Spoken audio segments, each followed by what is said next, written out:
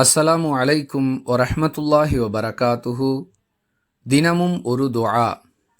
படுக்கைக்கு செல்வதற்கு முன் ஓத வேண்டிய துஆ. ரசூலுல்லாஹி ஸல்லல்லாஹு அலைஹி வஸல்லம் அவர்கள் தூங்கச் செல்வதற்கு முன்பு அல்லாஹும்ம பிஸ்மிக அமூத்து வ அஹ்யா என்று ஓதிக்கொள்வார்கள் என புகாரியில் இடம்பெறக்கூடிய 6325வது ஹதீஸிலிருந்து அறிந்து கொள்கிறோம். இறைவா, உன்னுடைய பெயரை கொண்டே மரணிக்கின்றேன், உன்னுடைய பெயரை கொண்டே உயிர் தெழுகிறேன் என்பது இதன் பொருள். திருக்குர்ஆனிலும் ஹதீஸுகளிலும் உறக்கத்தை ஒரு சிறு மரணமாக அடையாளப்படுத்தப்பட்டிருப்பதால் இவ்வாறு நபிகளார் ஓதியிருக்கிறார்கள் என்பதை புரிந்து கொள்ள முடிகிறது.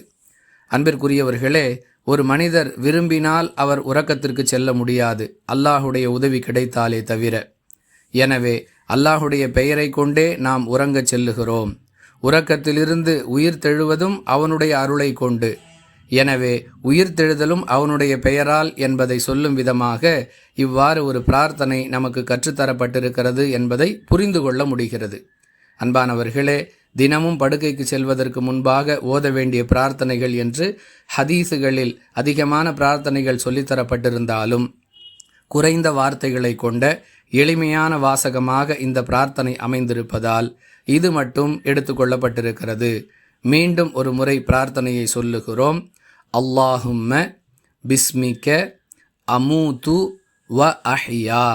இதை மீண்டும் மீண்டும் கேட்டு மனனம் செய்து கொண்டு படுக்கைக்கு செல்வதற்கு முன்பாக ஓதக்கூடிய வழக்கத்தை ஏற்படுத்தி கொள்வோம். வாஹிர் தஅவானா அனில் ஹம்துலில்லாஹி ரப்பில் ஆலமீன். அஸ்ஸலாமு அலைக்கும் வரஹ்மத்துல்லாஹி வபரகாத்துஹு.